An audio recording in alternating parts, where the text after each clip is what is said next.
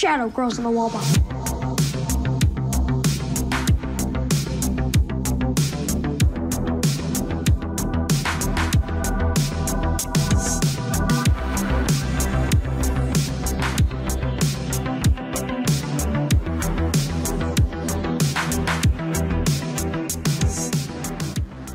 Et salut à tous, c'est Grimjo. On se retrouve aujourd'hui sur Made in Japan TV pour une avant-première exceptionnelle.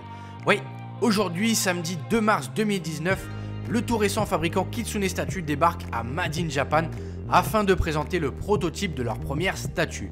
Elle est issue de la licence Nanatsu no Taizai, ou plus connue par chez nous sous le nom de Seven Deadly Sins. Il s'agit du serpent de l'envie des 7 péchés capitaux, Jan. Pour info, c'est une pièce qui est limitée à seulement 400 exemplaires et elle sera disponible uniquement en Europe à un prix de 429 €. Pour ce qui est des dimensions, je vous les donne tout de suite, comme ça c'est fait. Pour la hauteur, on est à 48 cm, la largeur 41,5 cm et 34 cm pour la profondeur. Alors d'abord, je vous montre la statue sous tous les angles et ensuite il y a une petite séquence questions-réponses.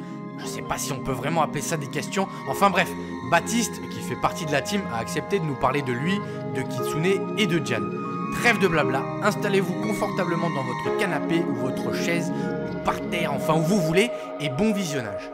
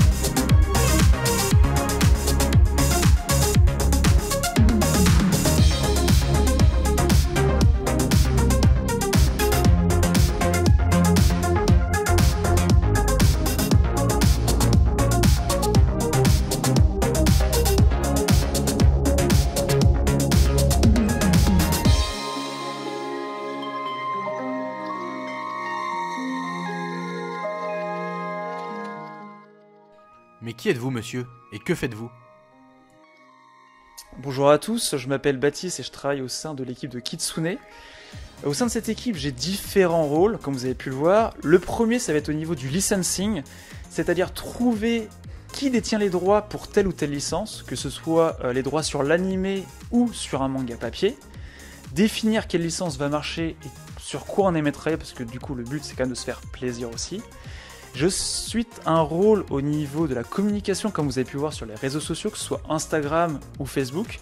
Essayer d'aiguiller au mieux les questions que vous pouvez avoir, ou même ce que vous aimeriez savoir sur telle et telle sortie. J'essaie d'y répondre au mieux. Ensuite, j'ai un rôle en tant que chef de projet, chef artistique au niveau de la conception des statues, c'est-à-dire au niveau du concept art, en passant par la réalisation 3D, où on va énormément échanger avec le sculpteur pour savoir comment améliorer et comment passer du 2D en 3D pour que ça rende pour que ce soit de manière homogène et que ça rende le mieux possible une fois que ce sera imprimé. Ensuite, j'ai un rôle au niveau de l'interface usine et produit, c'est-à-dire au niveau de l'ingénierie, pour voir que tout soit mis en place et donc valider ce qui va être proposé par l'usine. Et c'est à peu près tout, du coup, au niveau de mon rôle chez Kitsune. C'est quoi Kitsune? Ça veut dire quoi? On aimerait en savoir un petit peu plus en fait. Kitsune, qu'est-ce que ça veut dire? Eh ben, tout d'abord, c'est un animal qui est présent dans le folklore japonais. C'est un renard avec plusieurs queues qui est un peu représenté de manière un petit peu fourbe, un petit peu vicieux.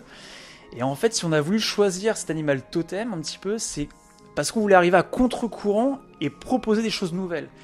des choses qu'on ne voit pas forcément chez les concurrents. Et comme vous avez pu le voir, on a vraiment mis un point important sur les faibles tirages qu'on voulait proposer, notamment des prix plus bas, parce qu'on sait que tout le monde n'a pas les mêmes sommes d'argent à investir dans cette passion, qui est une passion avant tout, rappelons-le. Et du coup, on voulait amener cette nouveauté en gardant une qualité tout de même, parce que c'est pas parce qu'on va baisser le prix que la qualité doit en pâtir. Donc on essaie de trouver les meilleurs compromis en restant aussi une petite équipe pour justement pouvoir proposer des produits un peu plus intéressants, que ce soit au niveau tirage, au niveau collector, au niveau prix et autres. Donc du coup on arrive un peu avec cet animal totem, le renard, pour montrer qu'on peut faire les choses différemment et qu'on peut être là un peu présent sur le marché et faire changer les choses de manière positive. Diane ne s'est pas faite toute seule, alors qu'est-ce qui s'est passé? Par rapport à la création de Diane. Donc tout d'abord, pourquoi est-ce qu'on a choisi Diane? Ça c'est une très très bonne question, parce que moi je suis un très gros fan de Ban, hein, on va pas se mentir. Du coup, pourquoi Diane? On s'est dit qu'il y avait très peu de personnages féminins puissants qui étaient représentés en statue. Donc on voulait pas représenter une femme assez faible, un peu pin-up, on voulait représenter vraiment quelqu'un qui est sur ses positions, qui peut se défendre toute seule et qui va incarner un certain type de message. Du coup, pour nous, Diane correspondait à tous ces critères. Du coup, c'est pour ça qu'on a décidé de partir sur cette idée. Donc, évidemment, on a choisi plusieurs poses différentes avec notre artiste 2D. Une fois qu'on a validé la pose et un peu le décor qu'on voulait mettre, on est passé sur le sculpte 3D. Donc, on a mis un petit peu de temps au niveau du sculpte 3D parce qu'on cherchait une certaine... on voulait être fidèle au trait de l'auteur, mais on voulait quand même apporter pas mal de détails et pas mal de textures pour essayer d'atteindre un niveau un petit peu au-dessus de ce qu'on pouvait voir. Je dis pas qu'on est meilleur, mais qu'on a voulu faire les choses un peu différemment. Du coup, c'est pour ça qu'on a mis de la texture, que ce soit au niveau du décor, que ce soit au niveau de la tunique de Diane. Peut-être apporter aussi plus de détails au niveau des couleurs. C'est pour ça qu'on a fait un peintre qui est expérimenté dans la peinture Warhammer, par exemple, pour du coup apporter cette profondeur, ces contrastes qu'on ne trouve pas forcément dans des shonen purs et simples avec des couleurs qui vont être très très flashy. Donc nous, on est plutôt satisfait du résultat sur Diane. Mais c'est vrai que c'est pas forcément évident à chaque étape. Les gens me disent souvent « Ah, ça doit être vraiment génial de travailler dans ce milieu ». Il faut savoir que quand on commence à créer une statue de A à Z, on perd un petit peu de la magie parce que du coup, on n'a plus cette surprise à la fin de se dire « Voilà, je vois la statue et je sais pas un peu les obstacles qu'il y a eu avant ». Donc c'est vrai que c'est des points positifs et un peu négatifs aussi, on va pas se mentir. Mais au final, on a réussi à faire une statue qui nous plaît et qui, on espère, vous plaira aussi. Après, dernièrement, on a fait avec l'usine toute la partie ingénierie. Faut avouer qu'ils ont été vraiment excellents par rapport à ça, que ce soit au niveau des parties aimantées, que ce soit au niveau des clés, que ce soit au niveau de resculpter certaines parties pour que ça rentre mieux et qu'on ait moins d'écart, moins de gap entre telle et telle partie. Donc c'est vrai qu'on a appris énormément de choses et que Diane a eu quelques petits soucis, mais qu'au final le résultat final est bien présent. Une petite exclue pour Made in Japan TV, allez. Après, qu'est-ce que je peux dire pour finir un peu tout ça?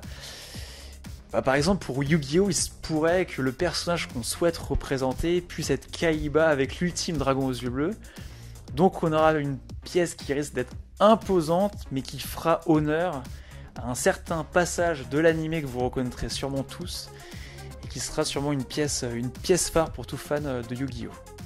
Merci. Voilà, c'est terminé pour cette vidéo, j'espère que ça vous a plu. N'hésitez pas à dire dans l'espace des commentaires ce que vous pensez de cette statue. Un énorme merci à la team Kitsune Statue d'être venu nous rendre visite dans le sud, ça nous a fait énormément plaisir. Quant à moi, je vous dis à très bientôt sur Made in Japan TV pour une nouvelle vidéo.